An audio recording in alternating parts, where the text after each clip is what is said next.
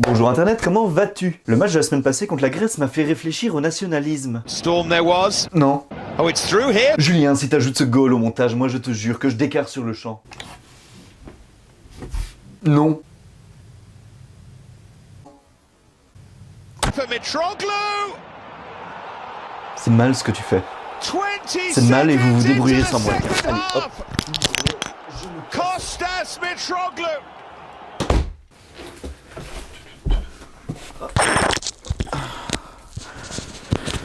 Bon bah dans ce cas je le remplace.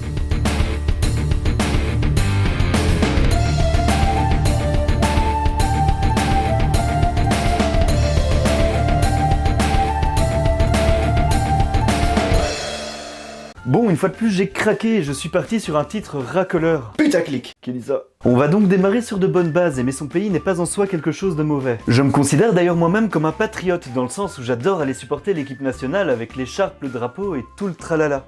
Je me sens également très fier quand on parle de mon pays à l'étranger de manière élogieuse. Ça arrive peu. Mais voilà, c'est bon enfant et ça s'arrête là. Ce n'est pas une nationalité qui fait de nous quelqu'un de bien ou pas. Que l'on soit suisse, marocain ou soudanais, quand on pète, ça pue. Le reste, c'est que du fait braise. Admettre l'inverse et se sentir supérieur grâce à son passeport s'appelle le racisme. Et c'est idiot car les identités ne tiennent bien souvent pas sur grand chose. Les pays évoluent, apparaissent, disparaissent et parfois sont même mis en place par d'autres. Les pays ne sont rien d'autre que des constructions politiques et quand on y pense, la culture elle-même est quelque chose de très construit. Mais gardons ce débat pour une prochaine vidéo.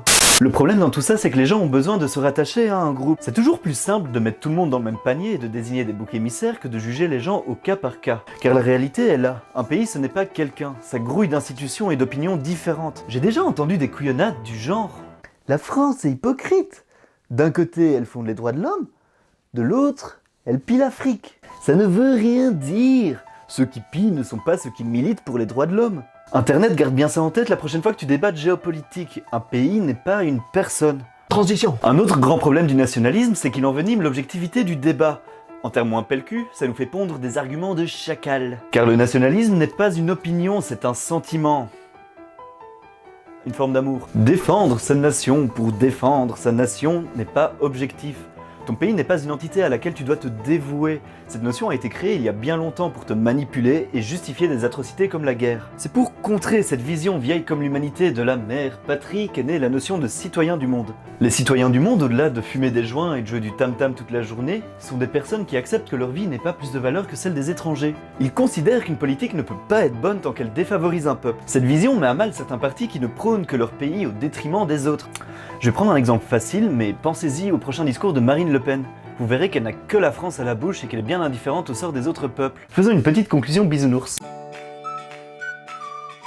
Je trouve que le nationalisme est à l'origine de trop de conflits. C'est une source de rivalité, de racisme et d'orgueil.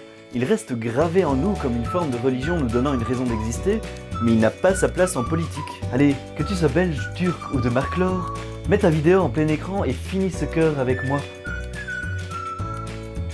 Non, plus sérieusement Internet, est-ce que j'ai tort? Si oui, je préférais que tu viennes en débattre dans les commentaires en dessous plutôt que de me mettre un pouce rouge.